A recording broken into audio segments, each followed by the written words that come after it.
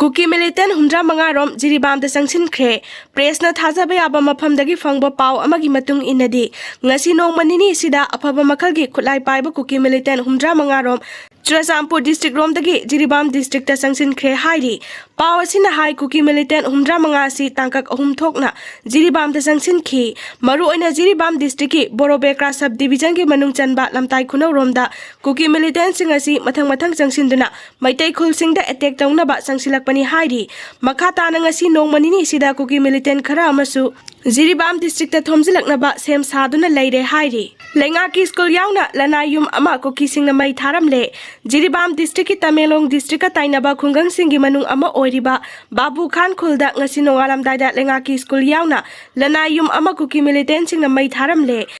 mai tharam liba yum adugi mapugi maming warepam ibohan bi apokpa laikhidraba w iboyama kawi Haujikna Vidyanagar Multi-Purpose Sports Complex ki relief camp ta sangjafam lauduna leirakpa chahi helakle hairi ibohan bina fongdorakpagi matung ina masagi yum anauba ama sanabagi damak thamba akhaiba upak kayasu mai sakpada yaukibada natana imungi polam khudingmaksu maina tumna sakre lengakna athubada mityeng jangbinabasu mahakna haijarakle jirabamda kuki militant singa khuthokna bada CRPF personnel ama laikhidre CRPF personnel ama Police personnel ani asok apan nangle Manipur lengakna jirabam district ki tongan ba mafam kyada nongmai amadi bom kapsinduna landarakli ba chinkuki narco terrorist sing takthok pangamdabadagi ngasi ayuk pung 8:10 rom taba matamda jirabam ki modbung amadi saijang kuki khuldagi kuki terrorist singna bom amadi nongmai kapsinduna landarakre kuki terrorist singi attack aduda CRPF personnel ama laikhidre CRPF personnel ama yauna Manipur police ki personnel anisu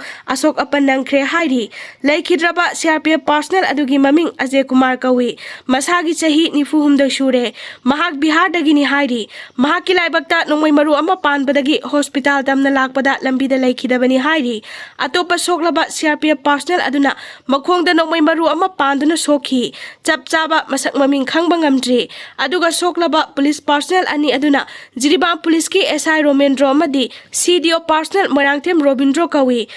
Makoi ani charamaruna panbani thoina khudong thiningai oidre hairi pause sina fangba pawgi matung inadi kuki narco terrorist singna nongmai amadi bom kapsinduna landarakpa aduda mafam aduda ngak seliba BDF police personnel singa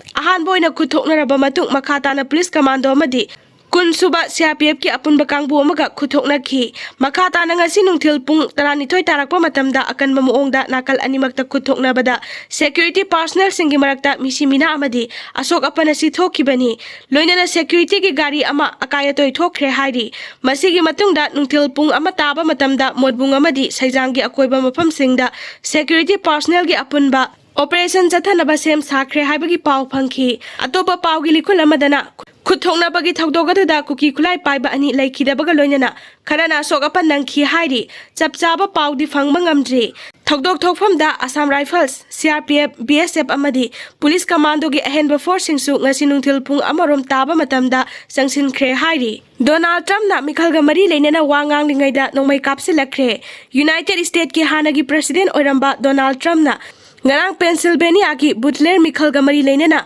miyam da wangang lingai matamda sakhangdaba singna nongmai kapsilaktuna attack chatharakre thogdogatuda Donald Trump ki ye thangba narumda nongmai maruna khetuna chatkibadagi sohodre khudakta US Secret Service ki miyoi singna mahakpu karamada namsinduna kalhaure hairi tungda Donald Trump pu Butler Memorial Hospital da layeng chathakhi